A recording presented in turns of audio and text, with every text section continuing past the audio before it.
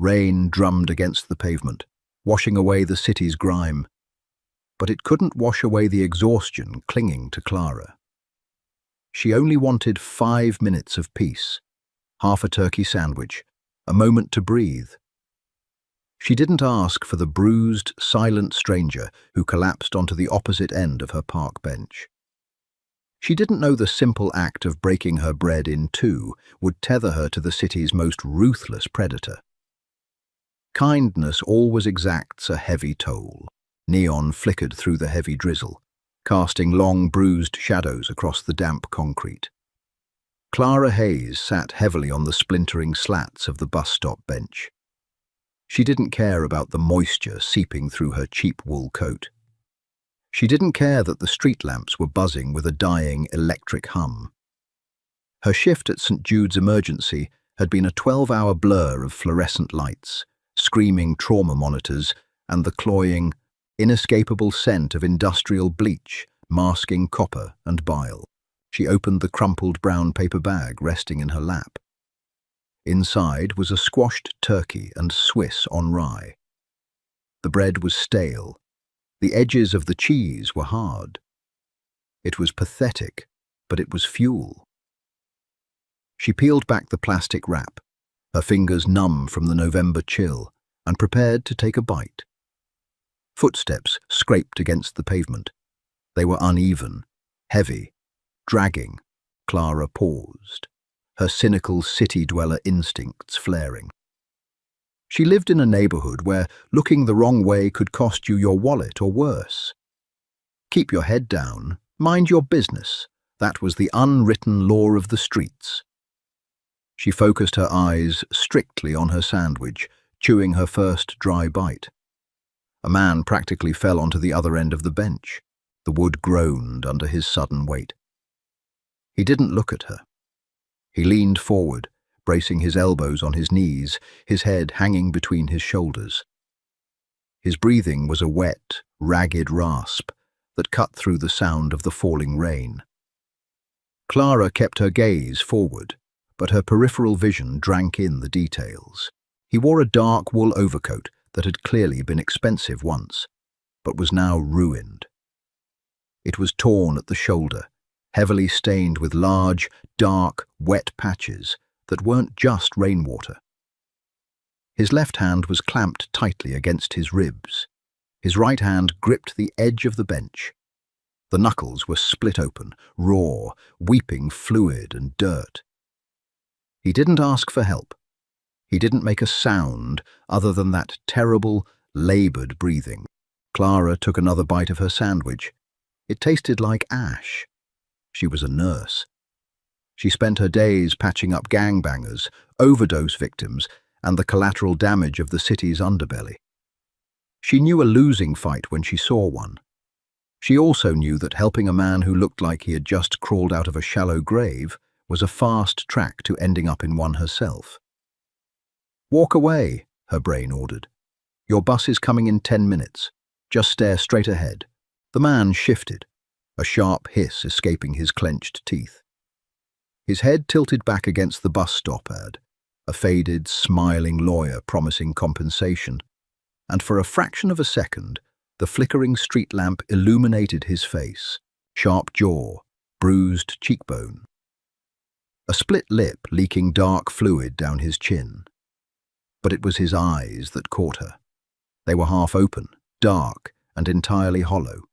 He looked starved, not just for food, but for a reason to keep drawing air into his battered lungs.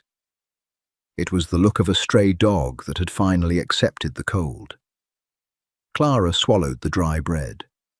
She looked at the remaining half of her sandwich. She looked at the man. "I don't have money," she said, her voice raspy from disuse. The man didn't react. He might not have even heard her over the rain. Clara sighed, a long, weary sound that held all the accumulated fatigue of her week. She unwrapped the sandwich entirely. With a sharp tear, she ripped it cleanly down the middle. She placed her half back in the bag. The other half she held out toward him. "Take it." The man turned his head slowly. The movement seemed to cost him immense physical effort. His dark eyes locked onto hers. There was no gratitude in them, only a cold, calculating suspicion. He looked from the sandwich to her face, searching for the trap. "It's just turkey and cheap cheese," Clara said, her tone flat, devoid of pity. "Pity got you killed. Pragmatism kept you alive. You look like you're going to pass out on my bench. I don't want to deal with the paramedics. Eat it." He stared at her for a long, agonizing moment. Then, with agonizing slowness, he reached out. His large, bruised hand dwarfed the half sandwich. His fingers brushed hers. He was freezing. He took the bread. He didn't say thank you. He brought it to his mouth and ate. It wasn't the ravenous, tearing bite of a starving man. It was deliberate, mechanical, chewing as if forcing his body to accept the calories. They sat in silence. The rain continued to fall. Two exhausted strangers on a wet bench, sharing a terrible sandwich in the dead of night. When the rumble of the late-night bus finally shook the pavement, Clara stood up. She gathered her bag, pulled her collar tight against the wind, and stepped toward the curb. She didn't look back at him. She climbed onto the bus, swiped her card, and took a seat near the back. As the bus pulled away, she glanced out the streaked window. The bench was empty. The alarm buzzed like an angry hornet at 5 a.m. Clara slammed her hand down on the plastic button, killing the noise. The silence that followed was heavy, broken only by the erratic clanking of the building's ancient radiator. The air in her cramped apartment was frigid. She threw off the thin quilt, shivering as her bare feet hit the warped linoleum floor. Routine took over. It had to. If she stopped to think about the mountain of past due bills on the kitchen counter, or the fact that her bank account currently held $34, she would fracture. She moved through the tiny space like a ghost haunting her own life. Shower, cold water, worn blue scrubs, a heavy sweater that smelled faintly of mothballs, keys, badge. She grabbed an apple from the fridge, her only breakfast, and locked the deadbolt behind her, rattling the handle twice out of habit. The stairwell smelled of stale cigarette smoke and boiled cabbage. Clara descended the 4 flights quickly, her mind already running through the checklist of her upcoming shift. Bed 4 needed a dressing change. The Johnson kid would need his meds. She pushed open the heavy metal door leading out to the street. She stopped dead. The narrow, trash-strewn alleyway in front of her apartment building was usually empty at this hour, save for a few feral cats. Today it was entirely blocked. A sleek, matte black sedan idled silently in front of the curb. It was the kind of car that didn't belong in this zip code. It was a predator resting in a junkyard. 2 men stood beside it. One was leaning against the hood, smoking a cigarette. He was broad-shouldered, with a broken nose and eyes that missed absolutely nothing. The other man stood perfectly straight, facing her door. Clara felt the cold morning air punch the breath from her lungs. It was the man from the bench, except it wasn't. The hollow, bleeding stray from the night before was gone. In his place stood a monument to calculated violence. He wore a bespoke charcoal suit that fit him with deadly precision. A black wool overcoat rested over his shoulders. His face was entirely clean, the split lip neatly stitched, the bruising hidden beneath the sharp angles of his jaw. His dark hair was swept back. He looked like power. Raw, unadulterated power. Clara tightened her grip on her canvas tote bag. Her heart hammered a frantic rhythm against her ribs, but she kept her face perfectly blank. Panic was blood in the water. She stepped off the stoop, intending to walk right past them. The broad-shouldered man pushed off the hood of the car, stepping casually into her path. "Morning." Move, Clara said, her voice hard, flat. Dominic wants a word, the man replied, gesturing lazily toward the man in the suit. Clara looked at Dominic. He was watching her with an intensity that made her skin crawl. Those same dark eyes from the night before, but now they were sharp, focused, entirely lucid. I don't know a Dominic, Clara said. I have a bus to catch in 4 minutes. Get out of my way. Dominic took a step forward.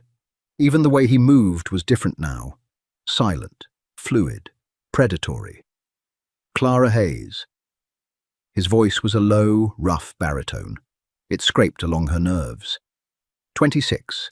ER nurse at St. Jude's. You live in apartment 4B. Your heat is broken. A cold spike of genuine terror drove itself into her spine. Who the hell are you? Dominic didn't smile. He simply reached into the inner pocket of his coat. Clara instinctively braced herself, but he pulled out a thick, unmarked white envelope. He held it out to her. A debt paid, he said. Clara looked at the envelope. It was thick, very thick.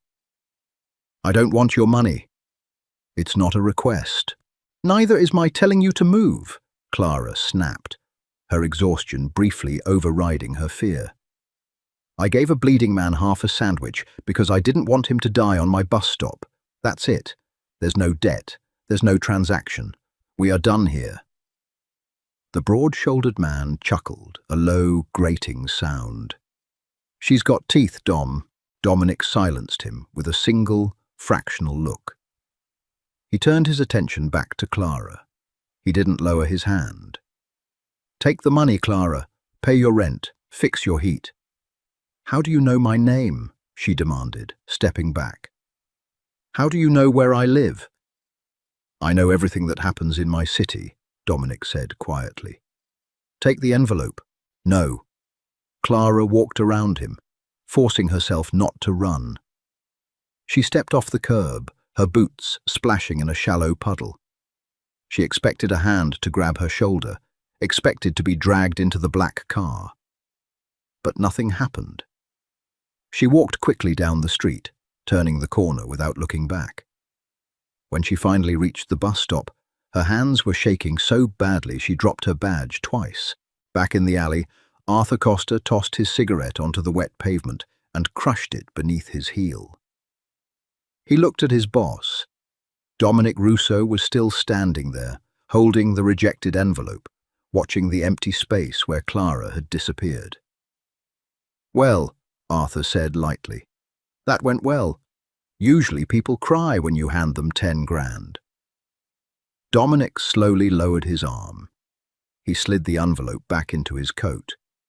He didn't look angry. He looked fascinated. Find out what time her shift ends, Dominic said, turning toward the car. Dom, you're supposed to be dead, Arthur reminded him gently. The Moretti family thinks they put 6 bullets in you last night. The commission is scrambling. We need to go to ground, not stalk a nurse. I am not stalking her, Dominic said, slipping into the back seat. She's under my protection now. Arthur sighed, climbing into the driver's seat. She doesn't want your protection. Dominic looked out the tinted window at the crumbling brick of Clara's apartment building. She doesn't know she needs it yet. The emergency room was a war zone. By 2 p.m., Clara was running on adrenaline and stale coffee. A multi-car pileup on the interstate had flooded the trauma bays, and the waiting room was a sea of coughing, bleeding, angry humanity. She moved from bed to bed, checking vitals, pushing IVs, speaking in the soothing, detached voice she had perfected over 4 years. "Pressure's dropping in Bay 3, a resident shouted. Clara pivoted, sprinting toward the curtained area. She didn't have time to think about the black car. She didn't have time to think about Dominic Russo. Work was her sanctuary, a chaotic, bloody place where the rules were clear, and survival was a matter of science, not power.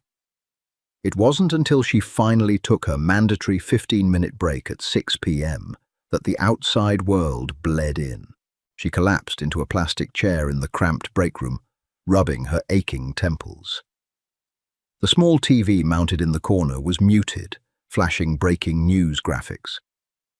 Two of the older nurses, Sarah and Jenkins, were huddled over a tablet, whispering frantically.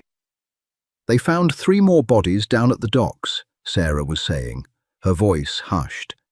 "Execution style. It's a full-blown war."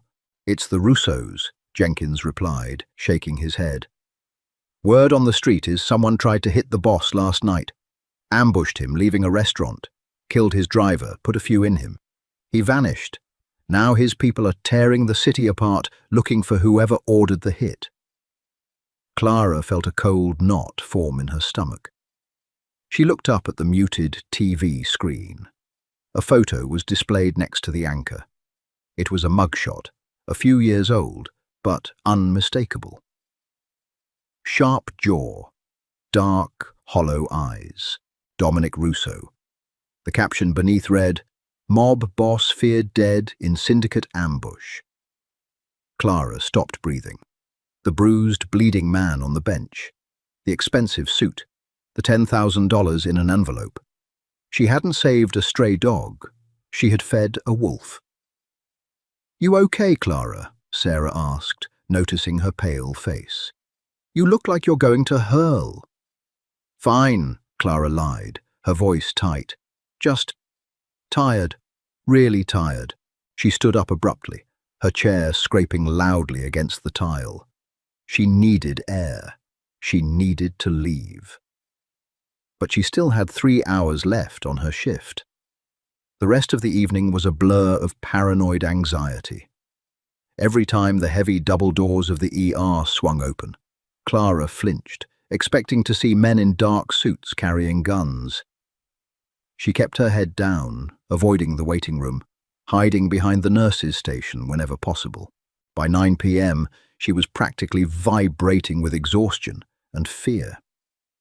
She clocked out, grabbed her coat, and took the staff exit out the back of the hospital. It was darker here, less crowded. She practically ran toward the bus stop. She didn't make it. As she rounded the corner of the loading dock, a figure stepped out from the shadows. Clara gasped, dropping her tote bag, her hand instinctively reaching into her pocket for the small canister of pepper spray she carried. "Easy, sweetheart," a familiar grating voice said. It was the broad-shouldered man, Arthur. He had his hands raised, palms open, showing he was unarmed. But the casual way he stood, blocking her only exit, screamed danger. "Get away from me," Clara hissed, pulling out the pepper spray. Her thumb hovered over the trigger. "I will spray you, I swear to God." Arthur didn't even flinch. He looked at the tiny pink canister and sighed. "That's cute. Look, Clara, right? I'm not here to hurt you. If I wanted to hurt you, you wouldn't have seen me." "What do you want?" "Dom wants to see you." "I told him this morning. We have nothing to talk about. I don't want his money." "It's not about the money anymore," Arthur said, his tones dropping the amused edge. He sounded tired now. "You were seen." Clara froze. "What?" "Last night. The alley near the park. A camera picked up Dom walking toward the bus stop. It picked you up sitting there.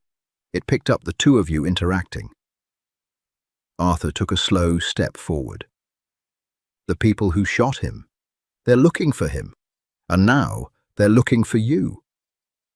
"That's insane," Clara whispered, her mind racing. "I'm a nurse. I don't know anything." "They don't care," Arthur said bluntly. "To them, you're a loose end. You might have seen where he went. You might know who he called.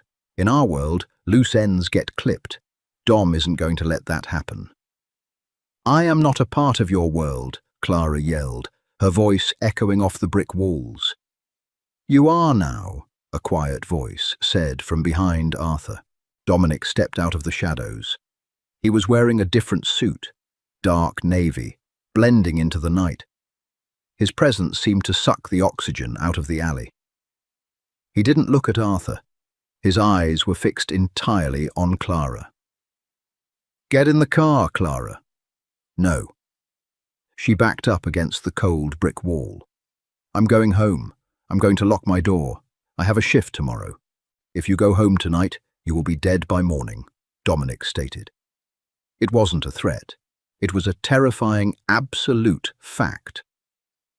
"They already hit your apartment an hour ago, tore the place apart. If you had been there—" He let the sentence hang in the damp air. Clara felt her knees go weak. Her sanctuary, her tiny, miserable, safe apartment.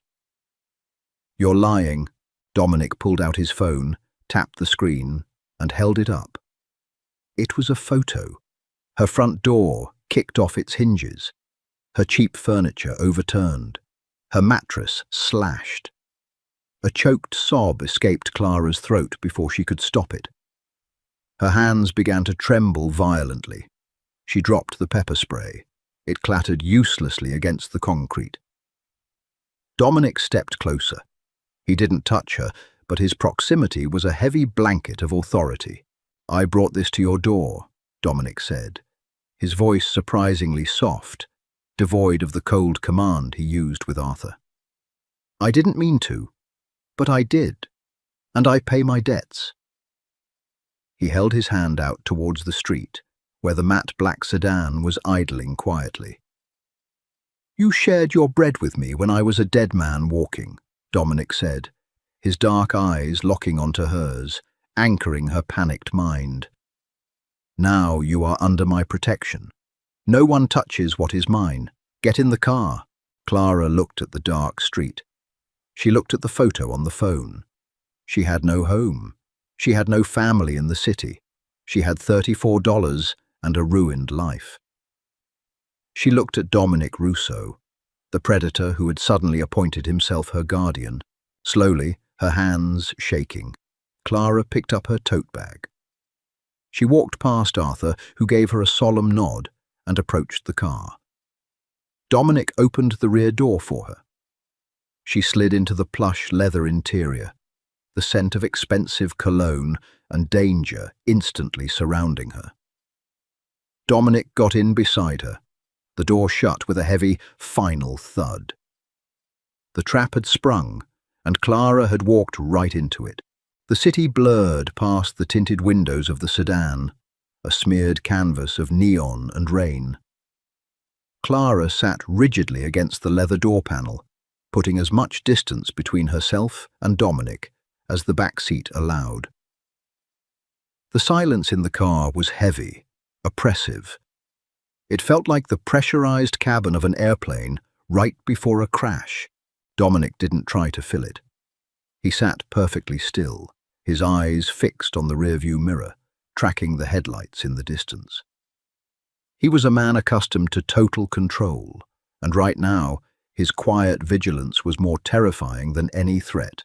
They didn't pull up to a sprawling suburban mansion with iron gates. The car descended into a subterranean parking garage beneath a towering, brutalist high-rise in the financial district. The concrete pillars were thick, the lighting harsh and fluorescent. Arthur killed the engine. The silence that followed rang in Clara's ears.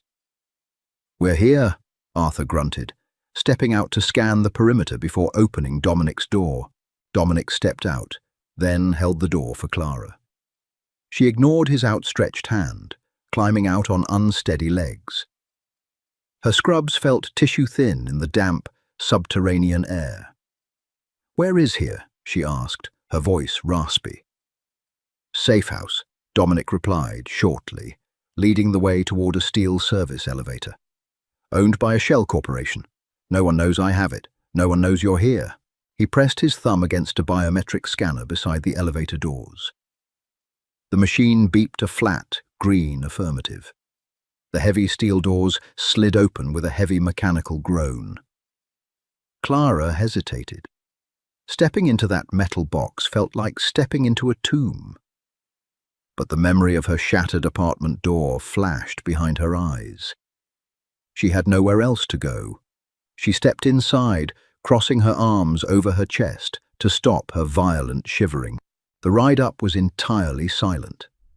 The numbers above the door ticked past 40. When the doors parted, they didn't open into a hallway. They opened directly into a sprawling penthouse. It wasn't opulent, it was clinical. Stark white walls, polished concrete floors, and floor-to-ceiling windows covered by heavy, motorized blackout blinds. The furniture was minimalist, black leather and chrome, arranged precisely. It looked less like a home and more like a high-end waiting room. Arthur walked past them, immediately checking the locks on the heavy steel front door and cycling the security feeds on a wall-mounted tablet. "Guest room is down the hall, last door on the right," Dominic said, shrugging off his wool overcoat and tossing it over a chair. "There's an attached bathroom. The closet has clothes, clean, never worn, mostly basics. They should fit." Clara stood frozen in the center of the vast, empty room. The adrenaline that had carried her from the hospital alleyway was rapidly burning off, leaving a hollow, scraping exhaustion in its wake. "I have a shift tomorrow," she said. The words sounded absurd even to her, but she desperately needed something normal to cling to. "At the hospital. I have a 12-hour shift." Dominic turned to face her. He began unbuttoning his suit jacket. "You don't have a job anymore, Clara. You can't go back to St. Jude's. You can't make that decision for me." Her voice trembled, pitching up with rising panic. "I am a nurse. I have patients. I have bills. You can't just abduct me and tell me my life is over. Your life was over the second the Moretti family saw you on that camera," Dominic said smoothly, though a muscle feathered in his jaw. "If you walk into that hospital tomorrow, you won't walk out. They will wait for you to finish your shift. They will put a bullet in the back of your head in the parking garage. Or worse, they'll take you alive to see what you know about me." "I don't know anything about you," Clara shouted, the raw sound tearing from her throat. "I gave you half a sandwich. To them, that makes you an associate. In this life, perception is reality." He took a step toward her, his tone dropping, losing its sharp edge. "I am sorry, I truly am. But you are here because it is the only place you will survive the week." Clara stared at him, her chest heaving. She wanted to hit him. She wanted to scream until her lungs gave out. But she looked at the cold, hard set of his eyes and knew it would be useless. He wasn't a man who yielded to emotion. He dealt in hard, brutal facts, and the fact was, she was completely at his mercy. She spun around, her boots squeaking sharply on the polished concrete, and marched down the hallway. She found the last door on the right, stepped inside, and slammed it shut behind her. She found the lock. She turned it until it clicked. Only then did her knees buckle. She slid down the solid wood of the door, pulled her knees to her chest, and finally allowed herself to cry. The tears were silent, ugly, and born entirely of profound, absolute terror. The clock on the bedside table glared red. 3:14 a.m. Clara hadn't slept. She had showered, the scalding water washing away the smell of the hospital and the street, and changed into a pair of soft grey sweatpants and a black t-shirt she found in the closet. They were too big, swallowing her small frame, but they were warm. She lay on top of the covers of the massive king-sized bed, staring at the blank ceiling. Every creak of the building settling, every rush of wind against the reinforced glass made her muscles twitch. Her mouth was completely dry. She sat up, pushing her tangled hair out of her face. She needed water. She couldn't stay cowering in this room forever. Unlocking the door softly, she stepped out into the hallway. The penthouse was mostly dark, illuminated only by the faint, ambient glow of the city seeping around the edges of the blackout blinds. She padded barefoot toward what she assumed was the kitchen. As she rounded the corner, she stopped. A single pendant light was on above the massive marble kitchen island. Dominic was standing there. He had stripped off his suit jacket, tie, and dress shirt. He was wearing only a white undershirt, and his back was to her. He was leaning heavily against the marble counter, his head bowed. His breathing was shallow and uneven, the same wet, ragged rasp she had heard on the bench in the rain. Clara took a step back, intending to retreat to her room. Then she saw the red. It was seeping through the stark white fabric of his undershirt, a rapidly expanding stain just below his left ribs. It was fresh. It was heavy. Her cynical survival instinct screamed at her to turn around. Not your circus, not your monkeys. Let the mob boss bleed. But 4 years in the ER had rewired her brain. Bleeding was a puzzle that needed solving. A failing body was a machine that needed to be stabilized. "You're bleeding through your shirt," she said. Dominic flinched. The movement was sharp, involuntary, and clearly caused him excruciating pain. He turned his head slowly to look at her. His face was a mask of grey wax. Sweat beaded on his forehead and upper lip. The polished, untouchable predator from the alleyway was gone, replaced once again by the battered, failing human. "It's nothing," he managed to say, his voice strained tight. "Go back to sleep, Clara. I deal with nothing for a living." "That's arterial, or close to it," Clara said, stepping fully into the kitchen. Her fear evaporated, replaced by cold, clinical focus. This territory she knew. "Take the shirt off." "I have a doctor. Arthur is calling him." "Arthur isn't here, and unless your doctor has a helicopter, he's not getting here fast enough to stop you from going into hypovolemic shock on your expensive marble floor." She walked right up to him. She didn't flinch away from his size or his reputation. She looked directly at the stain. "Take it off." Dominic stared down at her. For a second, defiance hardened his jaw. Then a fresh wave of pain hit him, and his shoulders sagged. With agonizing slowness, he pulled the ruined undershirt over his head, dropping it onto the counter. Clara inhaled sharply. His torso was a map of violence.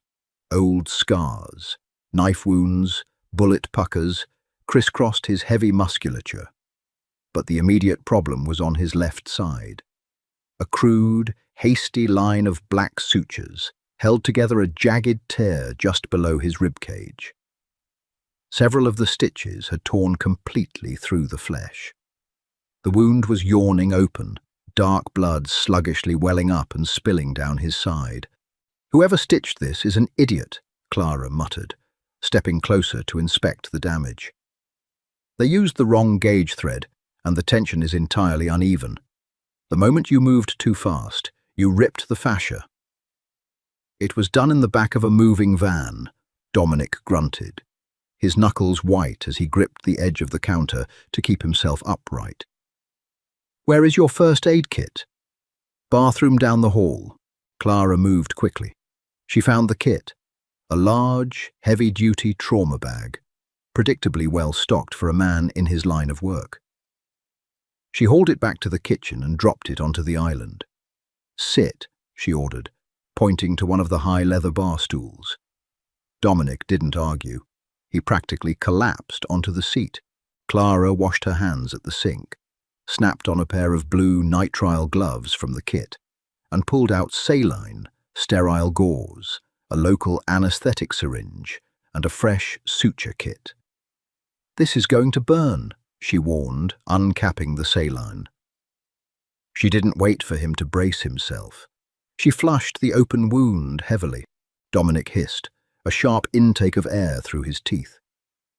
His hand clamped onto the edge of the marble, his knuckles turning bone white. But he didn't pull away. He didn't make another sound. Clara worked with rapid, practiced efficiency. She assessed the depth of the tear. It was deep, but it hadn't punctured anything vital. It just needed to be closed properly. "I need to numb the margins before I restitch it," she said, tapping the syringe. "Look away." "I've had worse," he murmured, his dark eyes fixed on her face, not the needle. "Congratulations. You still get lidocaine." She injected the anesthetic around the edges of the torn flesh. Silence descended on the kitchen, broken only by the sharp, metallic snip of her surgical scissors, cutting away the ruined thread. She leaned in close. She could feel the heat radiating off his skin. She could smell the metallic tang of his blood mixed with the faint scent of rain that still clung to his hair. He was massive, a weapon of a man, and yet, sitting here under the harsh pendant light, he was entirely at her mercy. "Why did you come to my street?" Clara asked softly, her eyes focused entirely on guiding the curved needle through his flesh. She tied off a knot with sharp, tight precision. "You could have sent your man to drop off the money. You didn't have to be there." Dominic watched her hands. Small, pale, steady. They were the exact opposite of the hands that usually touched him. "I don't leave debts unsettled," he said. "It was half a sandwich. It was the first time in 10 years someone gave me something without expecting anything in return," Dominic corrected quietly. "I had to see you again, to see if you were real." Clara paused, the needle hovering over his skin. She looked up. Their faces were mere inches apart. The cynical, hardened barrier she kept carefully erected around her heart faltered for a fraction of a second. She saw the exhaustion in his eyes, mirroring her own. "I'm real," she whispered. "And now I'm trapped." "You're alive," he countered softly. "I intend to keep you that way." Clara swallowed hard, breaking the gaze. She looked back down at the wound. "Hold still. I have 4 more stitches to go." She finished the row, applying a heavy layer of surgical glue over the knots to reinforce them before taping a thick square of sterile gauze over the site. She stripped off her bloody gloves and tossed them into the trash. "Keep it dry. Don't lift anything heavier than a coffee cup," she instructed, her voice reverting to her detached, professional tone. "I'll check it again tomorrow." Dominic looked down at the neat, professional dressing. He reached out, his hand wrapping gently around her wrist before she could pull completely away. His skin was hot against hers. "Thank you, Clara." It wasn't a command.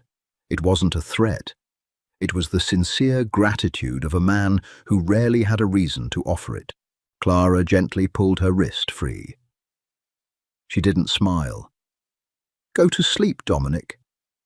She turned and walked back to her room, leaving the predator alone in the dark. Morning arrived without fanfare. No shrieking alarm clock, no clanking radiator. Clara opened her eyes to a ceiling of pristine, unblemished drywall. For 3 seconds, she was simply a woman, waking up in a remarkably comfortable bed. Then the memories crashed down like falling masonry.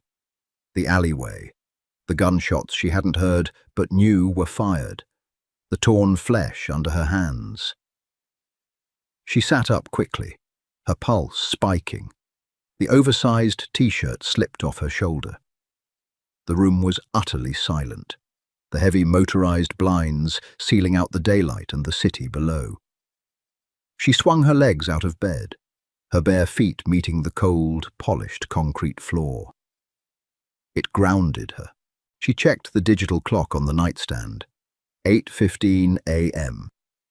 Her shift at St. Jude's had started 15 minutes ago. A sharp, physical ache gripped her chest. It was the frantic anxiety of the chronically responsible. Someone else was covering her station. Bed 4 was probably throwing a fit. The charge nurse was cursing her name. She had never missed a shift in 4 years. Not for the flu, not for the blizzard of 24, not for anything. Clara marched out of the bedroom, her jaw set. The penthouse was filled with the rich, dark scent of freshly ground espresso and frying bacon. It felt entirely wrong. Criminals were supposed to hide in dank basements, not cook breakfast in a kitchen that belonged in an architectural digest. Arthur was standing at the stove, using a pair of silver tongs to flip thick cuts of bacon. He wore a dark, casual Henley, a shoulder holster strapped unapologetically over his chest. The heavy black pistol resting against his ribs was a stark contrast to the domesticity of the frying pan. He glanced over his shoulder as she walked in. "Morning, Florence Nightingale. Sleep?" "Where is my phone?" Clara demanded, ignoring his question. She scanned the marble island. Her canvas tote bag was sitting on a bar stool, looking pathetic and entirely out of place. "Gone," a voice answered. Clara turned. Dominic was sitting in a low leather armchair in the adjoining living area. He wore dark slacks and a black, long-sleeved shirt that hid the bandages entirely. A sleek laptop rested on his knees. He looked pale, the edges of his mouth tight with suppressed pain, but his posture was rigid, refusing to yield to the injury she had stitched closed hours ago. "What do you mean, gone?" Clara stepped into the living room. Her fear was rapidly being eclipsed by a profound, building rage. "I need to call my charge nurse. I need to tell them I'm alive. I need to quit properly."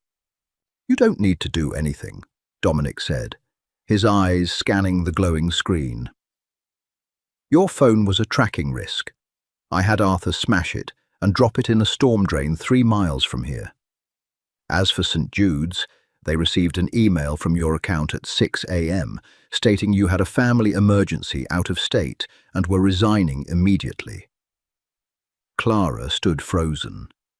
"You hacked my email." "I had someone log in, yes." He finally looked up at her. His expression was maddeningly calm. "I also had them wire a severance package to your landlord to break your lease and clear the remaining balance on your student loans."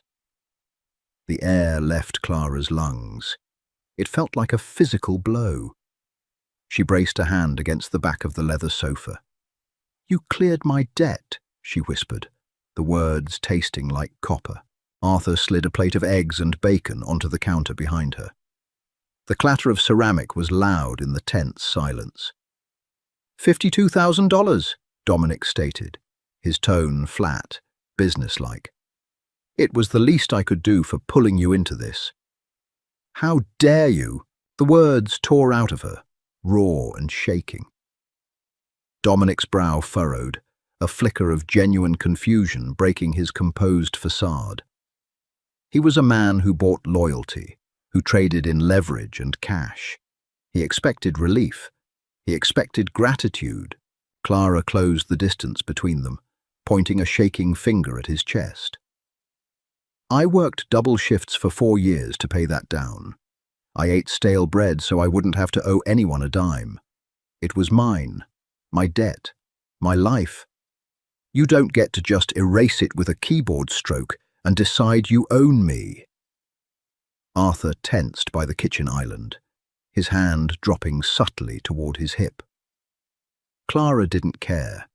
She was too angry to be afraid. "I don't own you, Clara," Dominic said quietly. He closed the laptop and set it on the glass coffee table. "I'm keeping you alive.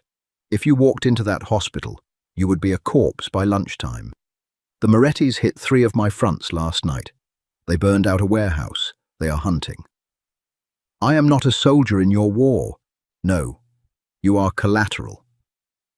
Dominic leaned forward, wincing slightly as the stitches pulled against his skin. His dark eyes locked onto hers, holding her gaze with terrifying intensity. "And I do not accept collateral damage, not when it's caused by me.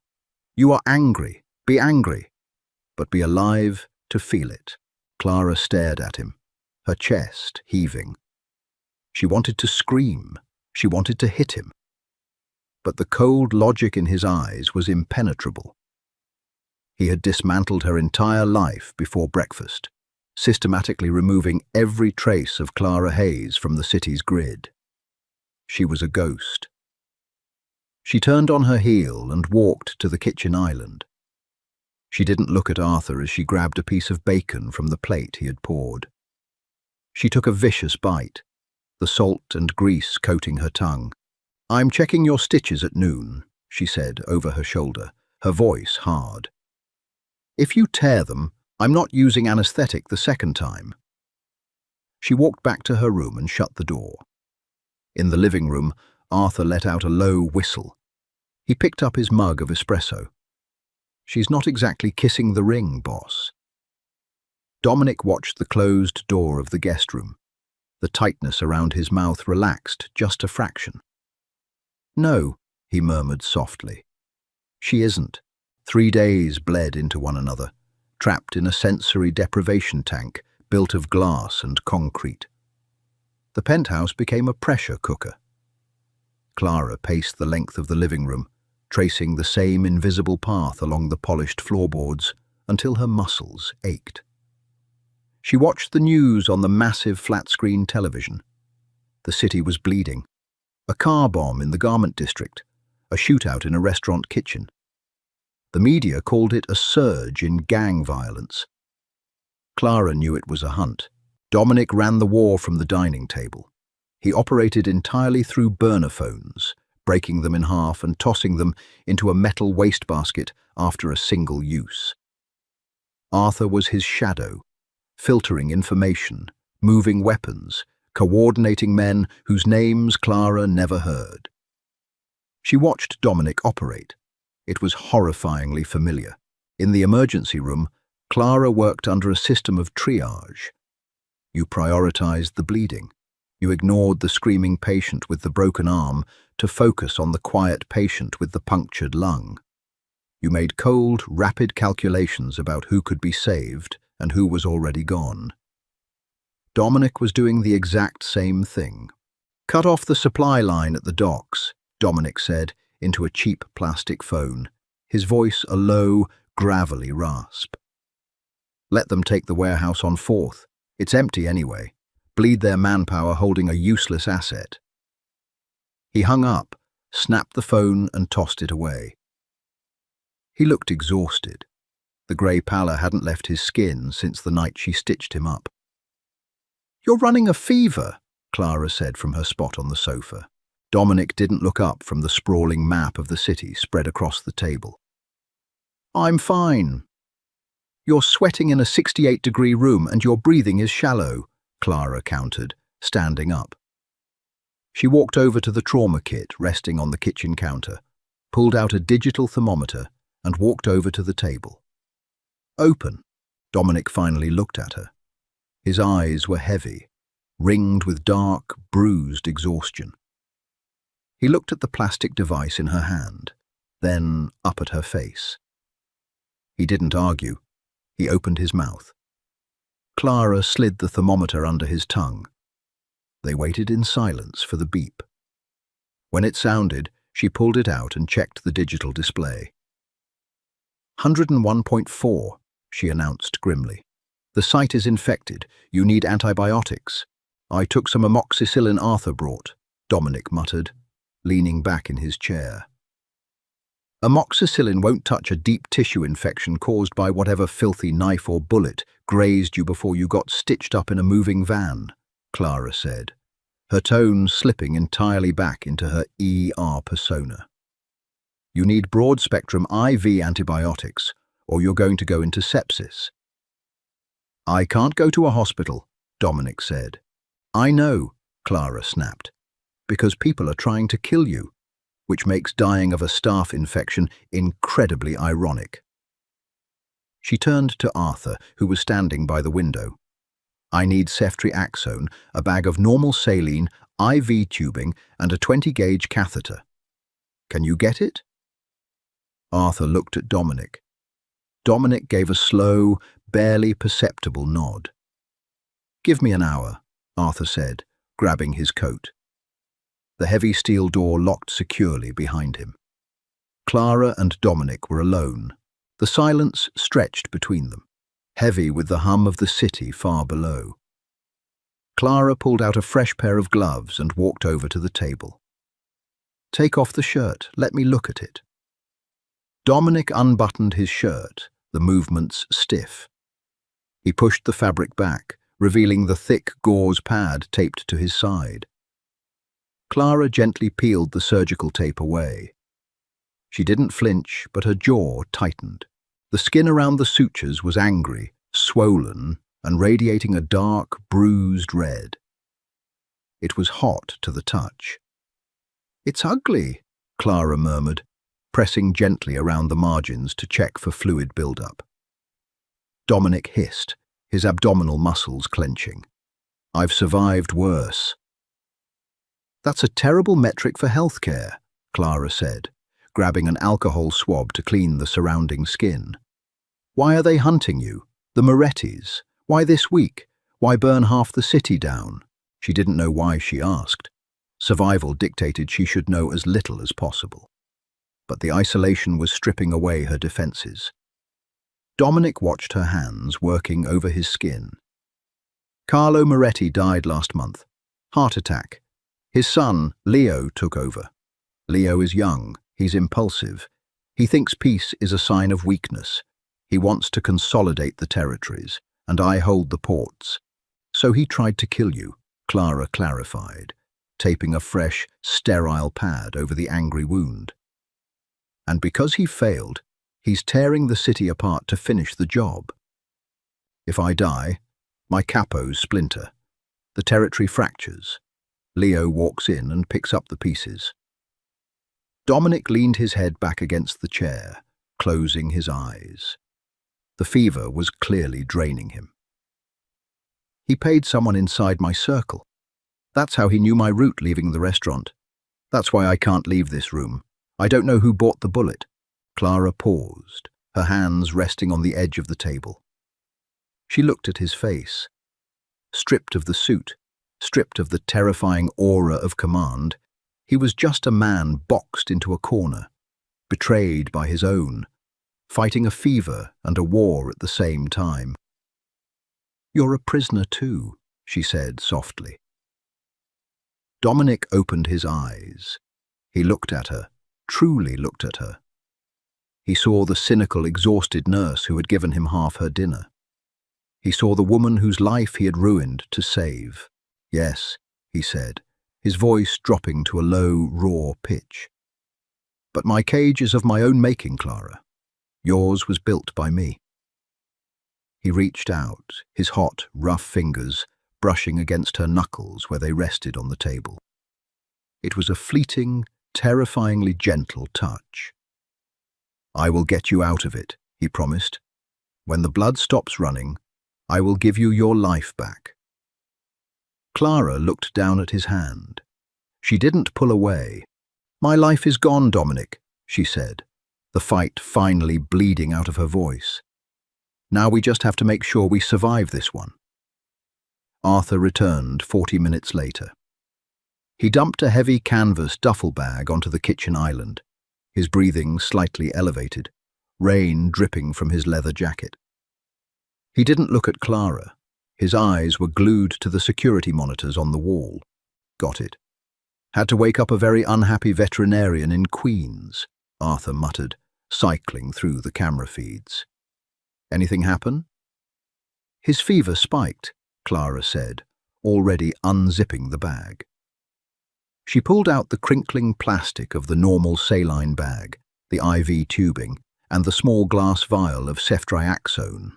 She worked with ruthless efficiency. She found a heavy floor lamp in the living room, stripped the shade off, and dragged it beside Dominic's chair to act as a makeshift IV pole. She prepped the line, tapping the plastic tubing to clear the air bubbles. Dominic watched her, his eyes glassy with fever, but his focus unwavering. "Make a fist," she ordered, tying a rubber tourniquet around his heavy bicep. He complied. His veins rose against the pale skin of his forearm. Clara swabbed the crook of his elbow with alcohol, the sharp chemical smell cutting through the stale air of the apartment. She uncapped the needle. Sharp pinch. She slid the 20-gauge catheter into the vein with practiced ease, watching for the flash of red in the chamber before advancing the plastic tube and withdrawing the needle. She taped it down securely and connected the line. "Antibiotics are going in," she said, adjusting the drip rate. "You should start feeling it in a few hours." Dominic leaned his head back, closing his eyes. The tension in his jaw relaxed fractionally. "You are very good at your job, Clara." "I was," she corrected bitterly. She sank onto the sofa opposite him, pulling her knees to her chest. "Now I'm practicing unlicensed medicine on a mob boss in a secret tower." The apartment fell quiet, save for the rhythmic dripping of the IV chamber and the low hum of the refrigerator. Arthur remained stationed by the door, a silent sentinel, his eyes locked on the digital feeds. "I didn't choose this, you know," Dominic said quietly, his eyes still closed. Clara looked at him. "Nobody forced you to become what you are. My father was a soldier for the old families. He died in a shootout over a rigged card game when I was 12. Left my mother with nothing but gambling debts and a target on her back." Dominic's voice was a rough, hypnotic rasp. "The men he owed came to collect. I took a kitchen knife and put it through the throat of the man who grabbed her." Clara stopped breathing. "I was 12, Dominic repeated, finally opening his eyes to look at her. The fever made his gaze unnervingly vulnerable. "The boss of the family saw it. He didn't kill me. He saw a feral dog that could be trained. He paid my mother's debts and he owned me. I spent the next 20 years climbing over bodies to make sure no one could ever walk into my house and demand a debt again." He looked at the plastic bag hanging from the floor lamp. "Power isn't about luxury, Clara. It's about insulation. It's a wall between you and the men who want to take what's yours." "And what happens when the wall breaks?" she asked softly. Before he could answer, the wall-mounted security tablet let out a sharp, piercing shriek. The sound was deafening in the quiet room. A solid red block flashed across the screen. Arthur was moving before the second chime finished. He racked the slide of his pistol, his face draining of color. "Proximity breach in the parking garage," Arthur barked, his fingers flying across the tablet. 2 heavily armored SUVs just blew through the security gate. 10 men, long guns. Dominic ripped the IV out of his arm. A spray of dark fluid dotted the polished floorboards. He didn't flinch. He grabbed a wad of gauze, pressing it against his elbow, and stood up. The fever swayed him for a fraction of a second, but sheer primal adrenaline forced his body into submission. "How did they find us?" Clara panicked, scrambling to her feet. "They didn't find us," Dominic said, walking towards the hallway closet. He pulled out a heavy ballistic vest and a submachine gun. "They were given the address." Arthur swore viciously. "The veterinarian." Leo Moretti cast a wide net. "He put a bounty on medical supplies moving underground," Dominic stated coldly, chambering around. "We have less than 2 minutes." Fear wasn't a cold chill. It was a physical weight crushing Clara's lungs.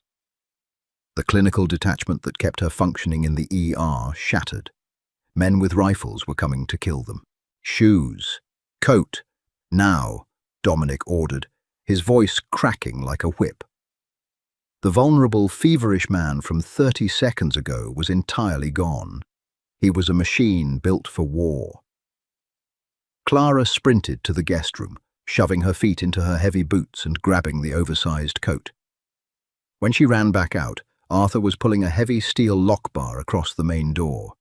"That will hold them for 60 seconds if they have breaching charges," Arthur said, his eyes scanning the room. "We can't use the main elevator. They'll kill the power." "Service stairs," Dominic said. He looked at Clara. He didn't offer her a gun. He knew it would only be a liability. Instead, He grabbed her by the shoulders, his grip bruisingly tight. "You stay behind me. You do not stop moving. If I fall, you follow Arthur. Do you understand?" Clara couldn't speak.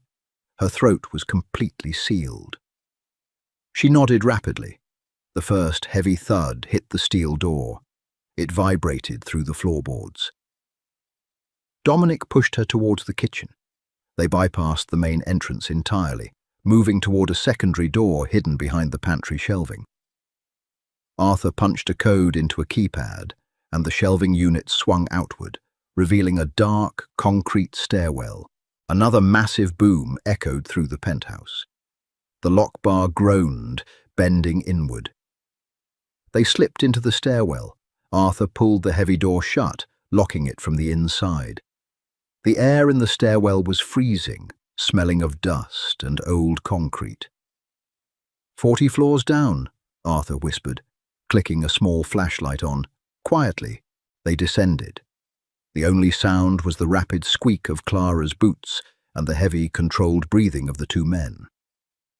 Dominic moved stiffly, his left hand clamped tightly over his wounded side, but his pace never faltered. By floor 30, Clara's thighs were burning. By floor 20, her lungs were screaming. At floor 15, the stairwell door above them blew open with a concussive roar that sent a shockwave of dust down the shaft. "They're in the stairwell," Arthur hissed. "Go," Dominic barked, pushing Clara forward. The descent became a frantic, uncontrolled scramble. Heavy boots pounded on the metal grates above them. Flashlight beams cut through the darkness like frantic, searching fingers. A gunshot cracked. The sound was trapped in the concrete cylinder, amplifying into a deafening physical blow.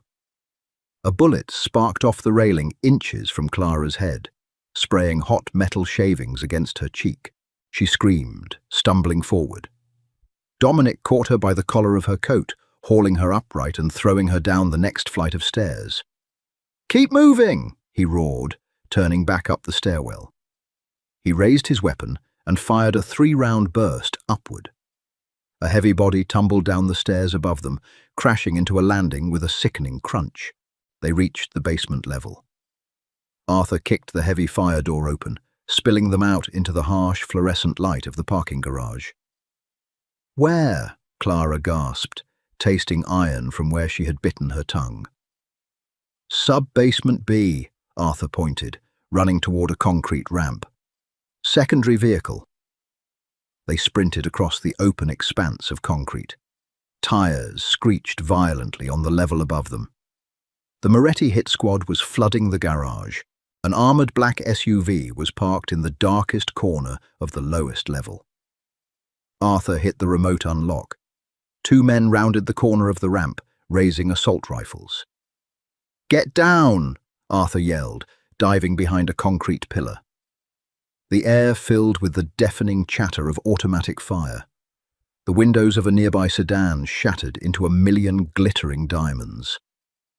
Concrete dust rained down like snow. Clara hit the ground, crawling on her hands and knees toward the SUV. The roar of gunfire was absolute chaos, overwhelming her senses entirely. She reached the rear tire, curling herself into a tiny, terrified ball. Dominic stepped out from cover, entirely exposed. He fired short, controlled bursts. One of the gunmen dropped. The other scrambled back behind the ramp wall. "In the car!" Dominic shouted, grabbing the rear door handle and wrenching it open.